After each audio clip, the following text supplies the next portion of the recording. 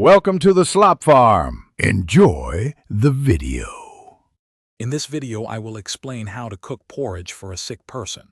To begin, select gentle grains like rolled oats or white rice, which are easy to digest. For the liquid base, use water, a clear broth, or diluted milk, avoiding anything too rich. The goal is a smooth, comforting consistency, so cook the grains thoroughly until they are soft and easily swallowed. This simple foundation is key to providing gentle nourishment when someone isn't feeling well.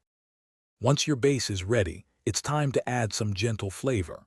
A tiny pinch of salt can enhance the taste without being overwhelming. For a touch of sweetness, consider a small amount of honey or maple syrup, perhaps 1 or 2 teaspoons. You can also introduce very soft, cooked fruits, like a mashed banana or a spoonful of unsweetened applesauce.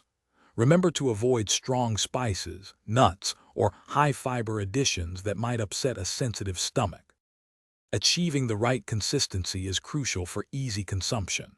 Adjust the liquid content to ensure the porridge is thin and easy to swallow, not thick or lumpy.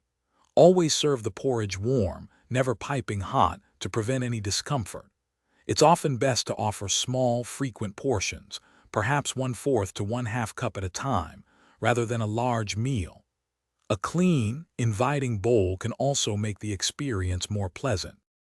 To subtly boost the nutritional value, you can stir in a tablespoon of pureed, well-cooked vegetables like pumpkin or sweet potato if tolerated. If recommended by a healthcare professional, a small amount of unflavored protein powder can also be added. Beyond the porridge, remember that hydration is vital for recovery. Encourage sips of clear fluids, such as water or herbal tea, alongside each serving to help maintain fluid balance. Thanks for watching. Consider subscribing if we helped you today.